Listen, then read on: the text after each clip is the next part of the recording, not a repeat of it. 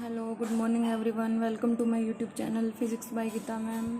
देखिए, अब हम करंट इलेक्ट्रिसिटी जो हमने चैप्टर 3 स्टार्ट किया हुआ उसका नेक्स्ट टॉपिक है EMF, internal resistance and terminal potential difference of a cell. PD means potential difference of a cell.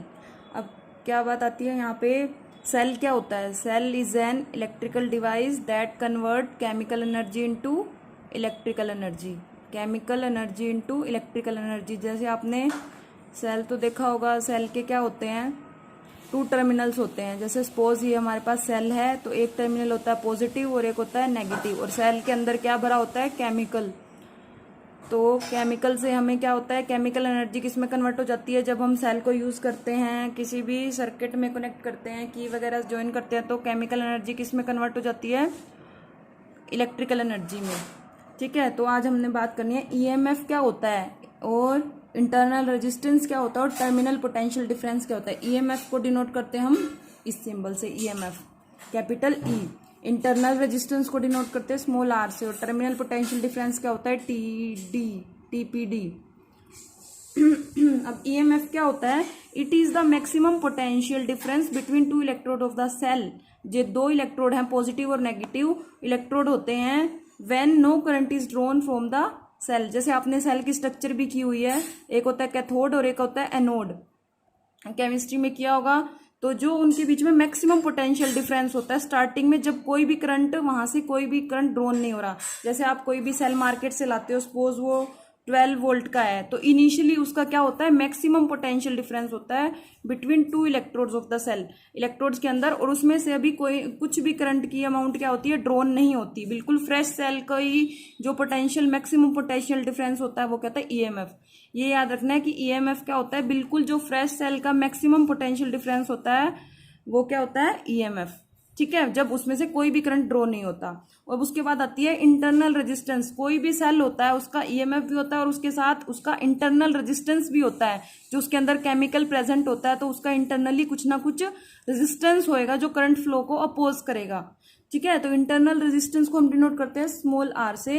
It is defined as the resistance offered by electrolyte and electrodes of the cell. जो chemical होता है, electrolyte solution होता है, और जो electrode होते हैं positive negative, उनकी वजह से जो रेजिस्टेंस ऑफर होता है उनको हम बोलते हैं इंटरनल रेजिस्टेंस। ठीक है, और वो इंटरनल रेजिस्टेंस क्या होता है? एक प्रॉपर्टी होती है जो करंट फ्लो में क्या करती है?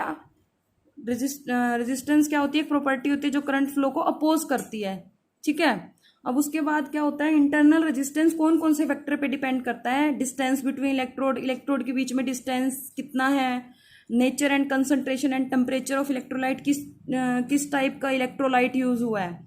इलेक्ट्रोलाइट क्या होता है? एक तरह का सोल्यूशन होता है जो उसके अंदर केमिकल होता है सेल के अंदर, और इलेक्ट्रोड की नेचर कैसी है, और एरिया ऑफ इलेक्ट्रोड कितना है। एरिया ऑफ इलेक्ट्रोड पे कैसे डिपेंड करता है? Internal resistance. अगर एरिया इंक्रीज करते हैं तो इंटरनल रेजिस्टेंस क्या हो जाता है? डिक्रीज हो जाता है। एक दूसरे के रेसिप्रोकल होते हैं। अब देखो, मैंने आपको ईएमएफ बता दिया और इंटरनल रेजिस्टेंस बता दिया। ईएमएफ क्या होता है? जो फ्रेश सेल होता है उसका जो मैक्सिमम पोटेंशियल डिफरेंस होता है, जब कोई भी करंट उसे ड्रॉ नहीं होता, वो क्या होता है? ईएमएफ। और इंटरनल रेजिस्टेंस, जहां पे भी ईएमएफ होता है वहां पे सेल के साथ इंटरनल रेजिस्टेंस भी कुछ ना कुछ होता है जो इलेक्ट्रोड और इलेक्ट्रोलाइट क्रिएट करते हैं।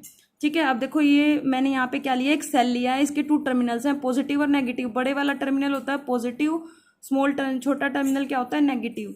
और इसका कुछ ना कुछ, जहां पे भी सेल यूज होगा, आपको ये बात याद रखनी है, वहां पे इंटरनल रेजिस्टेंस हमने यूज करना ही करना है। उसके साथ कर लो या फिर आप नीचे शो कर सकते हो। ठीक है, तो इसका इंटरनल रेजिस्टेंस आर है, ये आपकी की है, और यहाँ पे क्या है? एक्सटर्नल रेजिस्टेंस है, और ये क्या है? A B. तो ए बी क्या है? Maximum potential difference between 2 points, 2 electrode of the cell. यहाँ पे जो मैक्सिमम पोटेंशियल डिफरेंस होगा, आप देखो की कनेक्ट नहीं है, ओपन सर्किट है ये। अगर की कनेक्ट हो जाएगी तो वहां पे क्या हो जाएगा? Terminal potential difference. अब देखो, टर्मिनल पोटेंशियल डिफरेंस क्या होता है? सपोज आप मार्केट से 12 वोल्ट का कोई सेल लेके आए, धीरे धीरे आपने उसको यूज किया, उसकी वोल्टेज रहेगी 11, 10, 9। जो ये 12 से लेके 0 वोल्ट तक की जर्नी है, ये क्या होती है? आपकी टर्मिनल पोटेंशियल डिफरेंस। जब सेल यूज में होता है, उससे करंट ड्रॉ हो रहा है, तो जो पोटेंशियल डिफरेंस होता है 2 इलेक्ट्रोड्स के अंदर, उसको हम बोलते हैं टर्मिनल पोटेंशियल डिफरेंस। और जो मैक्सिमम होता है इनिशियली, वो क्या होता है? ईएमएफ। ठीक है, और यहाँ पे जब हम की को कनेक्ट करेंगे तो करंट फ्लो करेगा कुछ ना कुछ सर्किट में, तो करंट फ्लो करेगा तो ये जो नेट ईएमएफ की वैल्यू हो जाएगी वो कम हो जाएगी, और जो वैल्यू हो जाएगी वो कितनी होगी, कम। जो हमारा टर्मिनल पोटेंशियल डिफरेंस क्या होता है, एक रिलेशन होता है ई माइनस आई आर, तो जो लॉस वोल्टेज है वो कितनी है, आई आर। ठीक है, ये आपका था इंटरनल रेजिस्टेंस और ईएमएफ। अब उसके बाद बात आती है टर्मिनल पोटेंशियल डिफरेंस। मैंने आपको बताया terminal potential difference is the potential difference between two electrode of a cell in a close circuit. EMF होता है ओपन सर्किट में और टर्मिनल पोटेंशियल डिफरेंस कहता है क्लोज सर्किट में, that is when some current is drawn from the cell. Close circuit कब होता है, जब की कनेक्ट होती है और कुछ ना कुछ करंट ड्रॉ होता है सेल से। ठीक है, और टर्मिनल पोटेंशियल डिफरेंस को हम डिनोट करते हैं वी से और ईएमएफ को डिनोट करते हैं कैपिटल ई से, और मेजर करते हैं टर्मिनल पोटेंशियल को भी वोल्ट में। ठीक है, अब जैसे मैंने ये सर्किट बना दिया, ये सेल है हमारा, इसका इंटरनल रेजिस्टेंस स्मॉल आर, ये कोई भी वोल्टेज यूज किया हमने, और इसका जो हमने की क्या कर दिया, क्लोज कर दिया, तो यहाँ पे कुछ ना कुछ करंट फ्लो करेगा, और जो मैक्सिमम पोटेंशियल डिफरेंस होगा किसी भी दो पॉइंट के अंदर ही, वही क्या होता है आपका टर्मिनल पोटेंशियल डिफरेंस। जैसे 12 से सपोज किया 5 वोल्ट रह गया, तो ये आपका क्या हो गया, इतना यूज हो गया, तो 5 वोल्ट क्या होगा आपका टर्मिनल पोटेंशियल डिफरेंस, 12 क्या था ईएमएफ। ठीक है, अब व्हेन की इज क्लोज टोटल रेजिस्टेंस कितना हो जाएगा सर्किट में, ये इंटरनल तो होता ही होता है सेल का, R plus R total. So current कितना हो जाएगा, मैक्सिमम करंट कब होता है, जब कोई भी वोल्टेज ड्रॉ ना हो। तो मैक्सिमम करंट का फॉर्मूला क्या होता है, ओम्स लॉ से, I is equal to V upon are.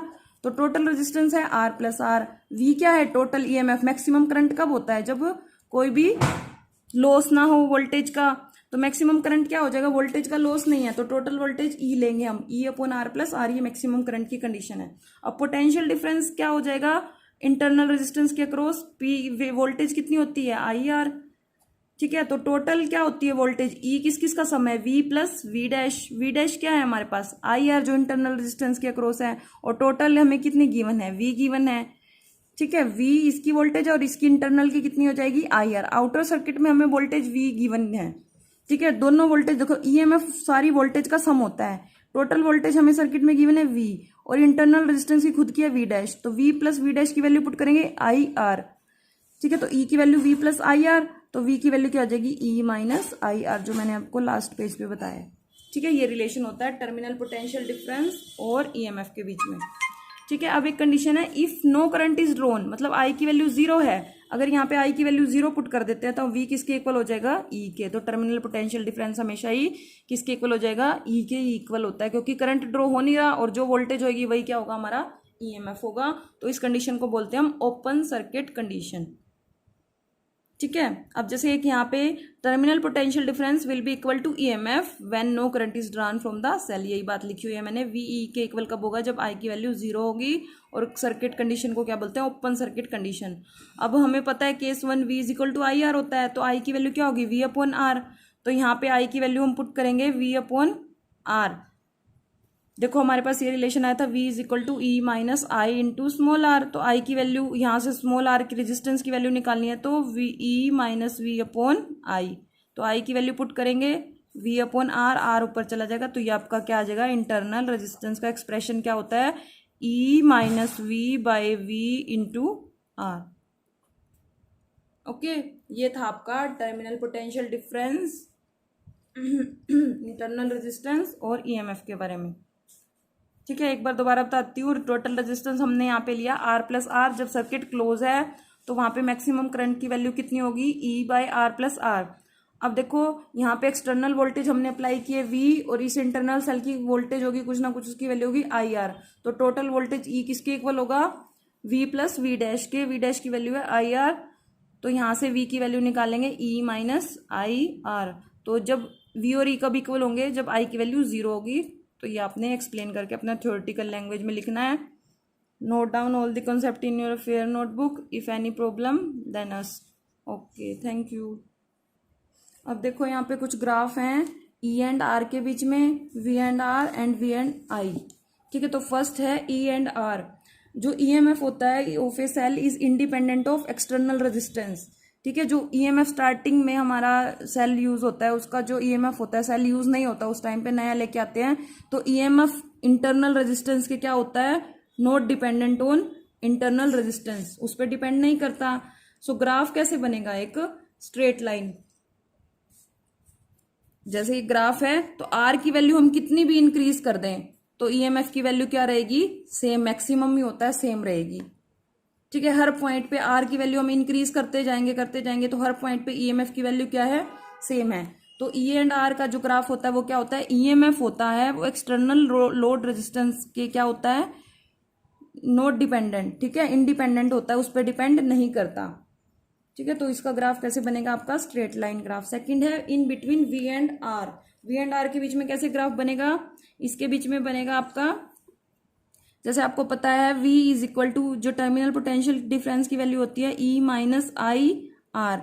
जब I की वैल्यू हम यहाँ पे पुट करेंगे E minus V upon R into R, तो यहाँ से V को कंबाइन करेंगे, ये इस साइड आ जाएगा 1 plus R by R into E. तो यहाँ से V की वैल्यू क्या आ जाएगी, E by 1 plus R by are.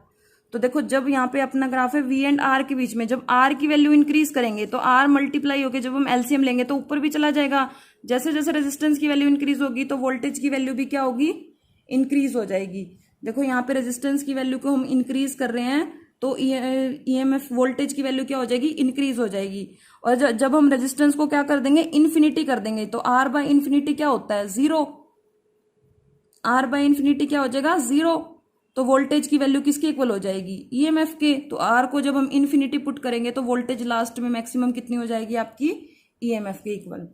समझ में आया, इस एक्सप्रेशन से आपने ग्राफ को ड्रॉ करना है, कंडीशन निकालनी है, V is equal to E minus I R. हमने V और R के बीच में ग्राफ निकालना है, तो V और R की हम एक रिलेशन निकाल लेंगे, V is equal to E by 1 plus R by R. जब R को इंक्रीज करेंगे तो V इंक्रीज होगा, जब R की मैक्सिमम वैल्यू इन्फिनिटी पुट करेंगे तो V की वैल्यू किसके इक्वल हो जाएगी, ये सारा तो 1 बन जाएगा, 1 प्लस 0 1, तो V की वैल्यू किसके इक्वल हो जाएगी, E के। तो ये आपका ग्राफ V एंड R के बीच में, ये था E and R, EMF and external resistance. अब बात आती है V एंड I के बीच में। जो V एंड I के बीच में ग्राफ होता है वो कैसे होता है, इसी रिलेशन से देखो V एंड I के बीच में ग्राफ। तो यहां से क्या होगा, जब हम I की वैल्यू को इंक्रीज करते रहेंगे तो E की वैल्यू क्या हो जाएगी, V की वैल्यू डिक्रीज हो जाएगी, क्योंकि I को हम इंक्रीज करेंगे। I और V के बीच में ग्राफ है तो I को इंक्रीज करेंगे, ये चीज ज्यादा में सब्ट्रैक्ट होगी। जैसे I की वैल्यू 5 है तो उसकी कुछ ना कुछ वैल्यू होगी, I की वैल्यू 6 कर दें तो उससे कम होगी, 7 कर दें तो फिर उससे कम होगी। तो जैसे जैसे I को इंक्रीज करेंगे तो V क्या हो जाएगा, डिक्रीज हो जाएगा। तो ये इनवर्सली प्रोपोर्शनल का ग्राफ ऐसे बनता है। ठीक है, तो ये आपके हैं तीनों ग्राफ। अब क्या है, एक नोट है, the difference of EMF and terminal potential difference is called lost voltage. देखो ईएमएफ और जो टर्मिनल पोटेंशियल डिफरेंस होता है, इन दोनों के बीच में कितना डिफरेंस होता है, लॉस वोल्टेज। जैसे मैंने आपको बताया था, ईएमएफ था इनिशियली सेल का 12 वोल्ट, टर्मिनल पोटेंशियल डिफरेंस रह गया 5 वोल्ट, तो लॉस वोल्टेज कितनी हुई, 7 वोल्ट। ठीक है, आज बस इतना ही। Note down in your notebook, अगर कोई प्रॉब्लम है तो डिस्कस करना। ठीक है, और रिवाइज करते रहो अपना, बिना रिवीजन और राइटिंग के आपको समझ में नहीं आएगा, अपना लिख लिख के अच्छे से प्रैक्टिस करो एक्सप्रेशन की। Okay, thank you.